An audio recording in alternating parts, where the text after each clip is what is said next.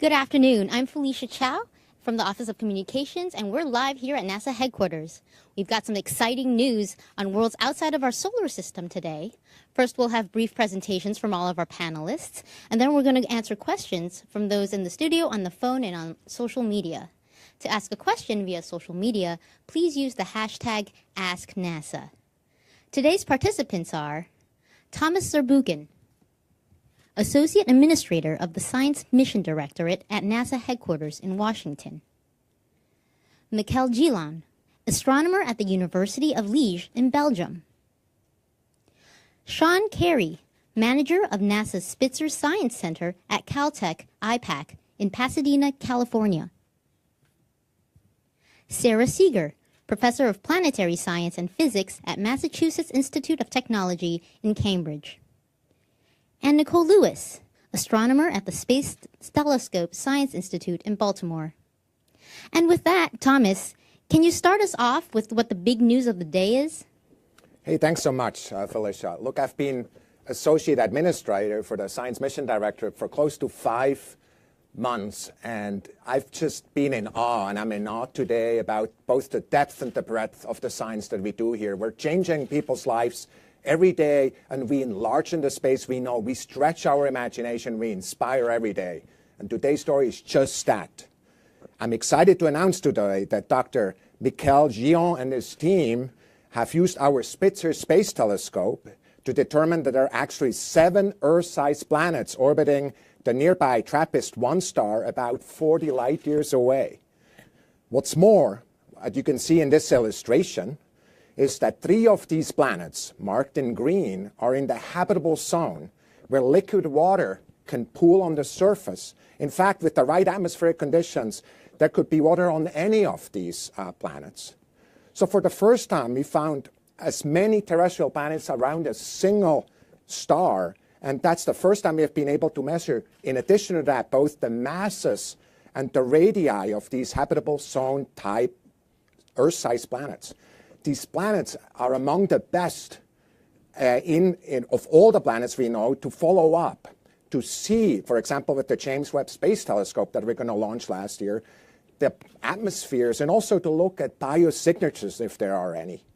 The discovery gives us a hint that finding a second Earth is not just a matter of if, but when. Scientists believe, actually, that around every star there could be 1 planet. Take 3, take 5, take 7. And you can just imagine how many worlds are out there that have a shot to becoming a habitable ecosystem that we could explore. And what we really have in this story is a major step forward towards answering one of these very questions that are at the heart of so many of our philosophers, of what we're thinking about when we're by ourselves. And that basically is, are we alone out there? We're making a step forward with this, a leap forward, in fact, towards answering that question. And I'm really excited for you to hear about it now. Thanks, Thomas. So, Michiel, can you tell us more about this finding? Sure. As Thomas mentioned, we used a Spitzer Space Telescope with over ground-based telescope to discover around the same star, not 1, not 2, but 7 Earth-sized planets. And this is the first time that so many Earth-sized planets are found around the same star. Furthermore, with 3 of them in the habitable zone. And the star itself is what is called an ultra-cool dwarf, which is the least massive kind of stars that exist. And these stars are much smaller, much cooler than our Sun. And still, they are very frequent at the scale of our galaxy, more frequent than solar-type stars. And if you look at this illustration, you see the comparison between a basketball and a golf ball. Well, in our case, the basketball would be the Sun, and the golf ball, it would be TRAPPIST-1. So TRAPPIST-1 is much cooler, much smaller than our Sun, and so the planets in its habitable zone are much closer to it, very close to it, with very short orbital periods. And in this graphics, what you can see are the planets which were found around TRAPPIST-1, with the 3 of them which are in the habitable zone, so also called the Goldilocks zones, where liquid water could exist, is the most likely to exist at the surface of a rocky planet.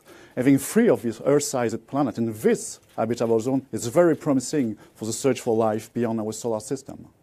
So what can you tell us about these distant planets? Well, we have measured with Spitzer very, very precisely their sizes. And furthermore, we have, thanks to Spitzer 2, preliminary measurements of their masses for 6 of them. And for one of them, our measurement is precise enough to strongly suggest a water-rich composition, which is very exciting because this is one of the planets in the habitable zone.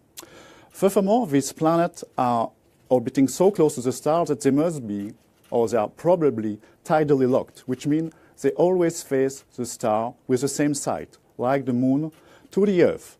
And so if you look at this animation, you can see a view of tidally locked planet with a permanent day side and a permanent night side. The TRAPPIST-1 planet could be just like this.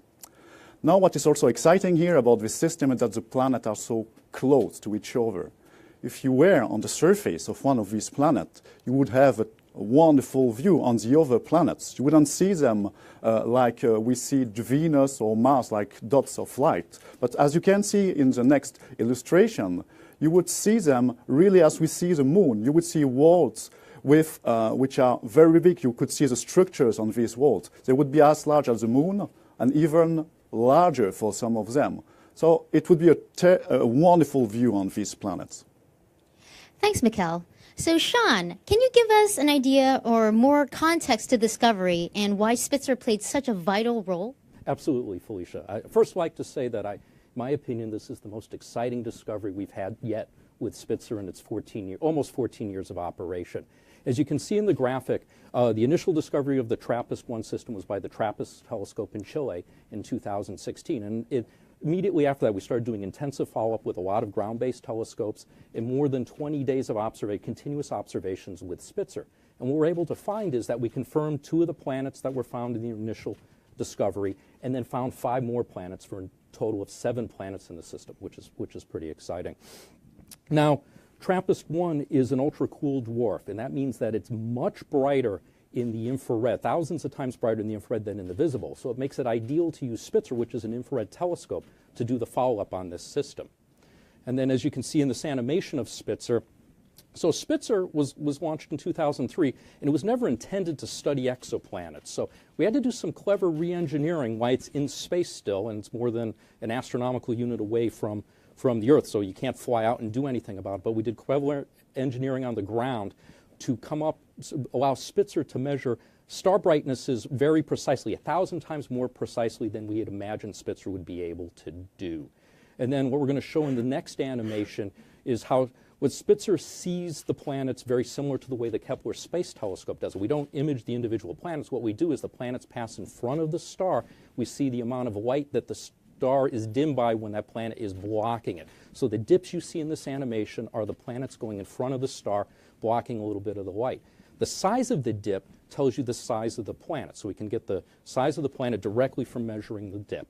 Now, when you see the different planets, they keep orbiting around, and every time they transit, you can measure the spacing between the transits, and that tells you about the orbit, the period of the orbit, how long that year is, for that planet. And then when we know how long it takes for the planet to go around the star, we also know the distance it is from the star, and that also tells us whether or not it's in the habitable zone. Now, the TRAPPIST-1 system and its planets are in an interesting configuration. The planets are all very close together, and their orbits are spaced such that they gravitationally interact with each other. They tug and pull each other as they go flying around, orbiting around their star. And what that does is it changes the timing of the transits a little bit as the planets are tugging each other, so they don't happen as regularly as you would expect without the tug. And with that, measuring those differences, what we're able to do is measure the masses of the planet. So now we have the mass of the planet, the size of the planet, so we can make an estimate of what the density of the planet is. And that's important because that gives us some understanding about what the composition of the planet is. From that, we can tell where the planets are, whether they're rocky, gaseous, or even watery. Thanks, Sean. So, Nicole, what can you tell us about studying the atmospheres of these planets? Yeah, so the atmospheres of planets tell us a great deal about the formation and evolution of planets, and also about all of the physical processes that are occurring on the planet's surface and in the air, especially those that might make the planet habitable or actually indicative of hosting life. We can use space-based telescopes today to study the atmospheres of planets using a technique called transmission spectroscopy, which detects the fingerprints of different chemical species in a planet's air, such as water or methane, ozone or oxygen. We're currently using the Hubble Space Telescope to study the planets in the TRAPPIST-1 system to determine if they have hydrogen-helium-dominated atmospheres. It's actually great to find out if they don't. That gives us another push forward in having these planets be, in fact, rocky, and also the potential of those planets to support water on their surfaces. Just last year, Hubble actually probed the innermost planets of the TRAPPIST-1 system, TRAPPIST B and C, and found that they didn't have hydrogen-helium-dominated atmospheres. So that's just one more step along the path to having these potentially habitable worlds. So what do we know about the 3 worlds in the habitable zone? Sure. So I'll use Eyes on Exoplanets here to give you a brief tour of the habitable zone of the TRAPPIST-1 system. So if we zoom out to the system away from the host star, you'll see all 7 planets, with the habitable zone indicated here in this blue region. The innermost planet in the habitable zone is TRAPPIST-1e. So in this illustration, you'll see an artist's rendition of TRAPPIST-1e, which is a really interesting planet for a number of reasons. It's very close in size to Earth, as you can see here. It also receives about the same amount of light as Earth does in our own solar system. This means that in TRAPPIST-1e, you could have temperatures that are very, very similar to the ones that we have here on Earth. The next planet out is TRAPPIST-1f. Now, this is a potentially water-rich world that is, again, about the same size as Earth. You can see here in comparison. Now, TRAPPIST-1f has about a 9-day orbit, and during that time it receives about the same amount of sunlight as Mars does in our own solar system. And the final planet in the habitable zone of the TRAPPIST-1 system is TRAPPIST-1g. Now, TRAPPIST-1g is the largest planet in the TRAPPIST-1 system. It's about 13% larger radius than that of Earth, as you can see in this comparison here. And it receives about the same amount of starlight as somewhere in between Mars and the asteroid belt in our own solar system. So while we don't have the technology yet to really travel to any of these planets, how long would it take to travel here? Well, thankfully, we can ask Eyes on Exoplanets. And if we were able to travel at light speed, we, of course, could arrive in 39 years. Something more like a jet plane would take far longer, of course, something more on the line of 44 million years. Wow. Well then, thank you so much, Nicole. Now, Sarah, why are these discoveries so exciting for the scientific community? Well, with this discovery, we've made a giant accelerated leap forward in the search for habitable worlds and life on other worlds, potentially speaking. Because with not just one planet, but several, we have room that if we didn't have the habitable zone quite right or weren't sure quite what we're looking for, we have many chances over. You could say colloquially, it's like in this planetary system, Goldilocks has many sisters. Now, we don't know much about the planets. We know, as we heard earlier, the masses and sizes and how much radiation is falling on them and their orbits. So for now, we just speculate. And for that, the TRAPPIST-1 system has really captured our imagination, and we have a new travel poster for you that you can download from the NASA website. And if you see here, it's captured scientifically accurately the, how on one of the planets you could see all the other planets in the sky. Now, historically in exoplanets, in the kind of brief history of the last 20 years, when there's one, there's more. And so that's why I'm so excited to be here today to share it with you, because with this amazing system, we know that there must be many more potentially life-bearing worlds out there just waiting to be found. Thanks. So what are astronomers doing to learn more about this system and others like it? Well, first of all, Mikkel and his team have started to put up more telescopes. They call it Speculoos, and they're going to, from the ground, use telescopes to search 1,000 of the nearest ultra-cool dwarf stars. And actually, I just have to back up a second about this TRAPPIST system, because I forgot to mention that one of the reasons astronomers are so excited about it is it's a veritable laboratory for studying planets orbiting very cool, very small, very dim red stars that are so incredibly different from our sun. In fact, astronomers constantly go back and forth about all the excitement about these worlds because they're very easy to study. Other people have fears and concerns. And so we actually get to test many people's theories about these worlds being tidally locked and radiation from the host star and things like that. So hopefully, we're counting on Speculoos to find more of these systems and planets around these ultra-cool dwarfs, these very common stars that we can study. So in addition to Speculoos, in astronomy, when someone makes a discovery like this, we put almost any telescope that can follow up to follow up. And so in that way, we have, we heard about Hubble already from Nicole, but the Hubble, Kepler K2, Spitzer, and other telescopes are exploring the TRAPPIST system further. I'd say that what the team is most excited about, although this is still a bit in the future, is the James Webb Space Telescope, which will launch later in 2018. Because with this telescope, and the reason the TRAPPIST planets are so significant, is that they are accessible to observations with the James Webb Space Telescope. You can see an animation of it here. So with the James Webb, we'll be able to study the atmospheres, and we will try to assess the greenhouse gas content, which will help us understand the surface temperature of the planets. Are they indeed the right temperature to support liquid water and life as we know it? In fact, we're even going to use the James Webb to search for gases that don't belong that might be produced by life, such as oxygen, ozone, methane, and a whole host of other gases. Thanks, Sarah. So before we go into Q&A, Thomas, do you have any closing thoughts for us? You know, for me, this research in exoplanets is really in its gold rush phase. You know, it started something like 20 years ago, and I just couldn't help but notice that the last co-author on your paper is the same co-author who was there at the announcement of the first exoplanet ever discovered and announced in 1995. And since then, we've found thousands of those. A little bit under 5,000 the last time I checked. Dozens of them are in the habitable zone. None until now have had that many planets in the habitable zone. And it's only expanding. This is going forward at a rapid pace, not just because of the telescopes that are there now, but the telescopes we're launching soon. And you talked about the James Webb Telescope, but also TESS, of course, that's going to be there, and WFIRST that's being planned right now. Again, really opening our lens, opening our viewpoints onto the universe, and especially, in many cases, these exoplanets. I do believe that many of the best telescopes that will give us the most information are yet to be invented. There's many things we don't know, many questions we have that come up when we see these observations. We look at all these animations. Very likely, nature is way more beautiful, way more amazing than what we've animated here. It's always that way. And so for us, the question is, how do we actually open up our lens and see these things? How do we get so much data from that the kind of questions that Sarah asked are actually able to be answered?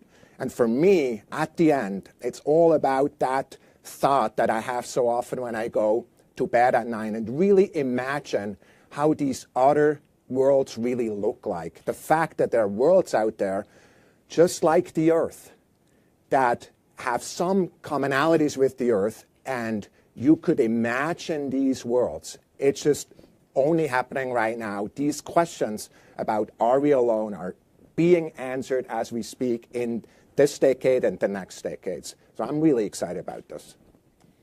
Thanks, Thomas. With that, let's transition to Q&A. We've got a ton of questions on social media, so we'll go there first. If you'd like to ask a question using social media, please use the hashtag AskNASA. All right, wonderful. We've got lots of questions coming in. This first one comes from Twitter user JJams, who asks, what is the total amount of possibly habitable planets we have found, including these TRAPPIST discoveries? Okay, I'll take that one. Okay, the total number of habitable planets, believe it or not, is unknown. And it depends on who you ask and how you count them. We would say that there are, let's say, a few dozen exoplanets that you might consider habitable. But the bottom line is that many of them may be a bit too hot or a bit too big. We really have to wait until we can see the atmospheres to know how hot or cold the planets really are. And that's why the TRAPPIST planets are so relevant, because they actually, unlike a lot of the other habitable zone planets, we can actually assess them in the near future. Wonderful. All right, the next question here comes from Scott, who asks, any confirmation of water on the planetary bodies? Yeah, I can handle that one. There's has not been any confirmation of water on these planetary bodies. And it'll take a lot of observations with Hubble or in the future with Webb to probe the atmospheres and see if we can detect water on these planets. But I think it's fair to add that people are looking. Yes, and we getting are lots of certainly data on looking. it. Great. This question comes from Twitter user Matthew, who asks, will this be one of the first observations for JWST? And how much can we learn about TRAPPIST, E, F, and G until that mission launches? I can take that one too. You know, a lot of folks, since learning about the system, have thought about observing it with JWST, and I am fairly certain that Cycle 1 will see some observations of almost all of the planets in the system.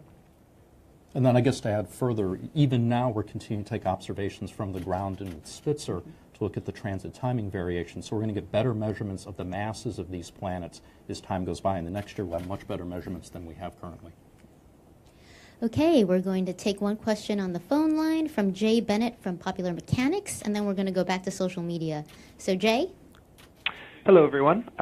I was wondering if the fact that TRAPPIST-1 is a particularly cool red dwarf means that it's more likely to support planets that are potentially habitable because it doesn't have as much stellar activity, solar flares, eruptions, these types of things. I can take this one.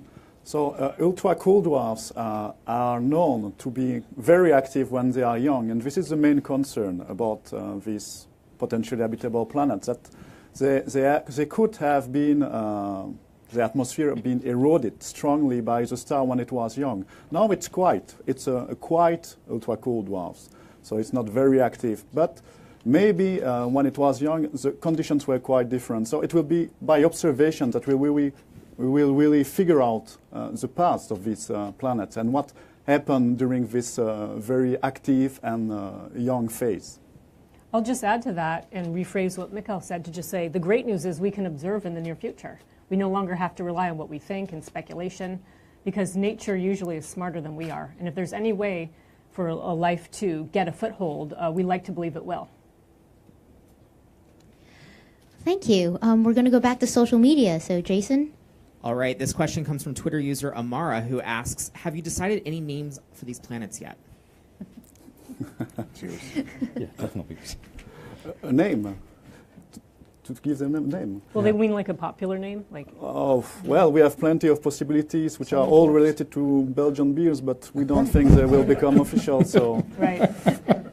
For now, let's call them B, C, D, and so on. Admittedly, we have no way to easily give official names to exoplanets in the same way that we do for asteroids, but perhaps it's something we should try to change. Great. This next question comes from Twitter user Joe Fiend, who asks, does the Earth-sized planets have any moons revolving around them? And if no, how can there be possible waves on water? Well, in our data, we have no indication of a moon. And so, furthermore, if we look at our theory, it would be quite unlikely to have a moon around a planet so close to its star. So maybe if there are outer planets still to found, maybe they could have a moon. We'll see in the future. There are still many news to come about the system. But I'll add further, the tidal forces between the planets are not negligible. So if there was water on these planets, there would be tides as well because of the tidal forces between the planets instead of planet-moon. Yes, indeed. Next, we're going to go to the phone lines. We have Keith Cowing from NASA Watch. Keith? Hi, a question probably best for Sarah Seeger. I'm looking at these planets. I assume they're really close together. It reminds me of the Jovian and the Saturnian systems where stuff is thrown from one world onto another, and there's questions about why, should you consider these as an ecosystem? I'm a biologist. I'm looking at 3 potentially habitable worlds real close to each other. Should we be thinking that conceivably the biosphere around this very tight-knit group of planets might extend beyond just one planet if they're this close to each other? Well, that's a wonderful question, and we haven't thought that far yet, but I'm sure there's a student out there listening in who should take this problem on.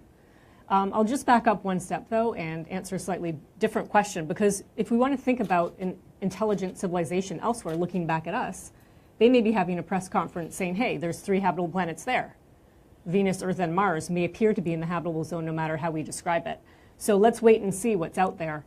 But great question, and hopefully somebody will work on this. Next on the phone lines, we have Marcia Dunn from Associated Press. Yes, hello. I was wondering, how many years do you think it might take to have a real good handle on the atmospheres of these exoplanets? And I have a follow-up question. Yeah, so we could actually make a substantial amount of progress in the next, after the launch of JWST, the next sort of 5 years range. So starting with Hubble and then moving into JWST to continue the exploration of these atmospheres, we could see results, in the early 2020s. And thank you. And I know this is the first time 7 Earth-sized planets have appeared around a star like this. What is the closest runner-up to that? How many Earth-sized planets around a star that you've seen prior? 3. I think it's a 2 or 3. Yeah. No more, found by Kepler. And which star is that? Oh, I don't remember. There are so many Kepler planets. Okay, thank you. So let's go back to social media. Jason? All right, this question comes from Miles O'Brien here on Twitter, who asks, what sort of instrument could be used to answer the question of whether these planets harbor life? Could Webb do it? Sure. So Webb has a suite of instruments that cover, wavelengths from sort of the near infrared all the way through farther into the infrared spectrum. But in particular, it has a lot of very powerful spectrographs aboard. So this is going to allow us to do this transmission spectroscopy technique that I talked about earlier. And it covers the right wavelength range where we can start to detect molecules like water, methane, ozone, and oxygen. So we can start to do a lot of what Sarah had suggested in trying to determine habitability and also the potential of it harboring life. And I just want to add one thing, and to Miles and everyone out there, is we really try to emphasize we have the capability to find signs of life elsewhere, but nature has to deliver. And because it's all so new to us, these red dwarf stars, we don't totally know what's out there. So if nature has made life ubiquitous, and there are lots of atmospheres without clouds, substantial enough accumulation of gases, we'll have no trouble finding it at all. But if it's the opposite, then it may be a while. But I did want to add one more point that we hadn't covered yet, that we have the TESS mission upcoming. We have other ground-based searches. So TRAPPIST-1, we're just here because it's the first. It's the most exciting one so far, but we hope to have many more of these and lots of chances to find signs of life in the future. Wonderful. Next question here comes from Twitter user Chris Sims, who asks, is it possible to listen to this planet system using our SETI-style telescopes? How do we learn as much as possible? Okay. To my knowledge, it was already listened to by SETI, and they had no signal from artificial signal detected. So it's doable, but there's no signal detected. Great. Next question comes from Twitter user Sawyer, who asks, how far into the foreseeable future until we might be able to see a craft that can actually make the journey to TRAPPIST-1? This is a really hard question, just because it requires so many miracles on the way. See, when James Webb was developed, the way I think about James Webb, it required something like 10 miracles, kind of things we had never done, and kind of put it together into a telescope, with a 6.5 meter kind of foldable mirror and a thermal system that's a tennis court in size. Kind of how do you do that? The answer is you start inventing your way forward.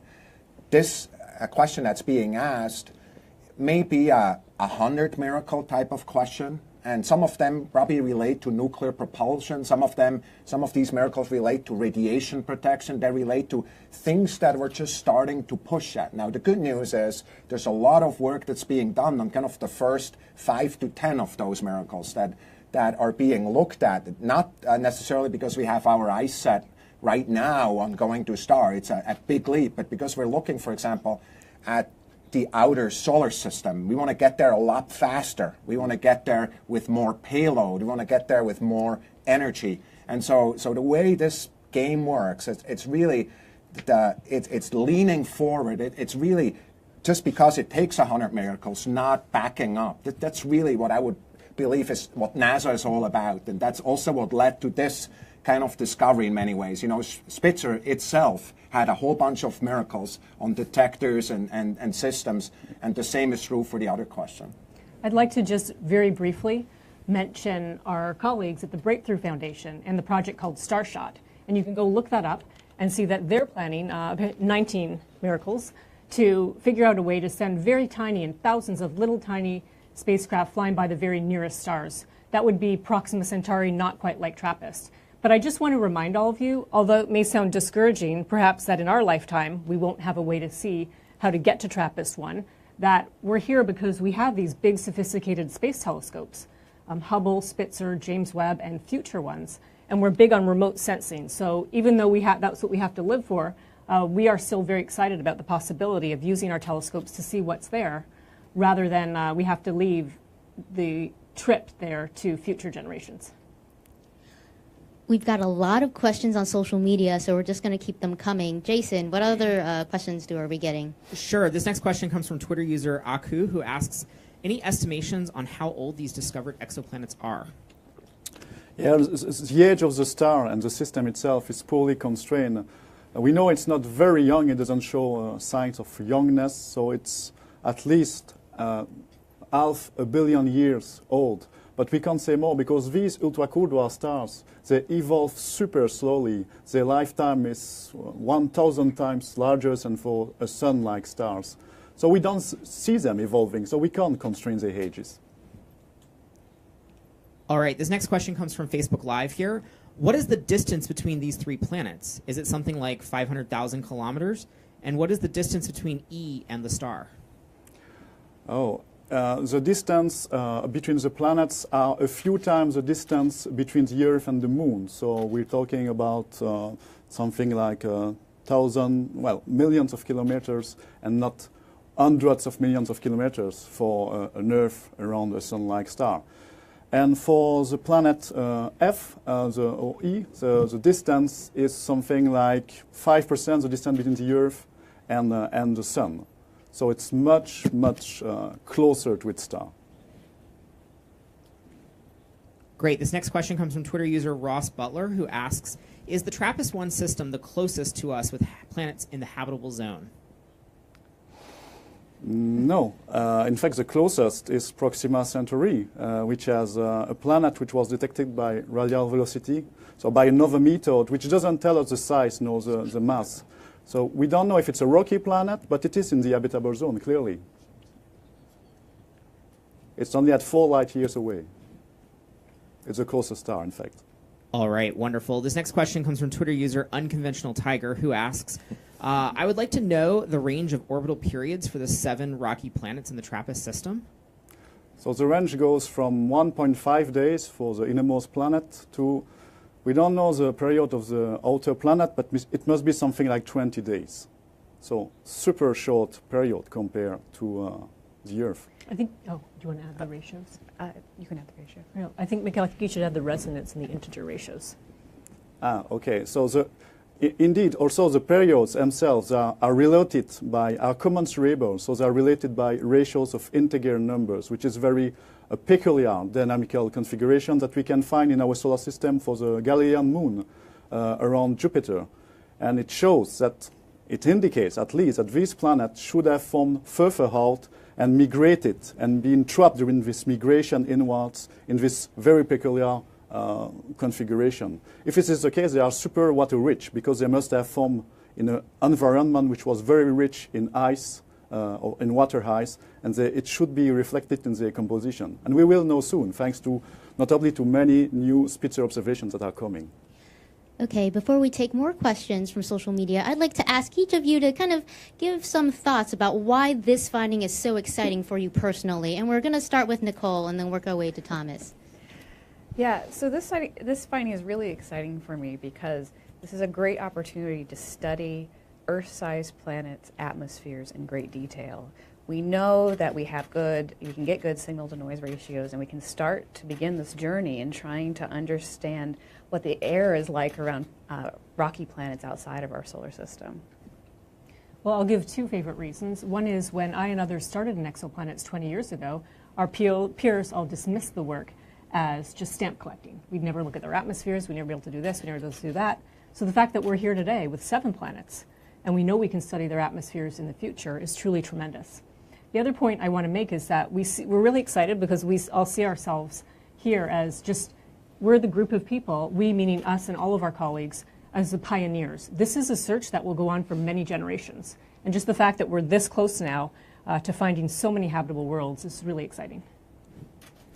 Yeah, so for me, it's more of a very kind of a personal experience because I've worked on Spitzer since 2002, and the ability to be able to do these observations. We had to do a fair amount of engineering work, and at the beginning, it wasn't clear necessarily that we would be able to achieve the precisions we need to do science like this. So it's very gratifying that all our hard work, myself, my colleagues at the Spitzer Science Center, JPL and Lockheed Martin, the engineers there, we're able to pull it off, and we're able to give great data to scientists and get great results out. So I'm very happy about this. So on my side, I've already wondered about the possible existence of life elsewhere since I'm a kid. And so when I went to college to study science, I first studied biology, biochemistry, because I wanted to understand what is life, really. Then I switched to astronomy because it was the beginning of the exoplanet adventure. We were really beginning to detect planets outside the solar system. And it was clear that within a few decades, we would be not detecting giant planets which were unsuitable for life, but planets that could host life, that we could study. So I've already been devoting my time in science to this goal. And then we're getting nearly there with this result. It's a very good satisfaction for me. To me, looking from the point of view of NASA's science program, it's exciting because of course it's a leap forward, but it goes in parallel to the other leaps we're taking right now. Look at what's happening at Mars, where we're really looking at the complex chemistry that's happening there. Look at the recognition that Mars actually is a place where there not only used to be water, but there's water today, abundant water. In parallel to that, the recognition that we can now have the technology ability of going to Europa and actually looking at that system, which is in its own right really an exciting system because there's an ocean world there that hits the rock at the bottom in a really unexpected place in a site. There's many other places like that. And then on the theory side, we already heard that the really understanding of the biology of life. There's a tremendous amount of progress. So together, these areas really create kind of a crescendo towards that, really answering that question that has been on our minds for so long. This is the right time to ask that question. It is the right time to have this discovery right now. Thank you. I'm afraid that's all the time we have left. Please keep those questions coming by sending them at the hashtag AskNASA. And for more information and to download the Eyes on Exoplanets app that Nicole was just using earlier, please go to nasa.gov/exoplanets. And also, don't forget to follow us on our various social media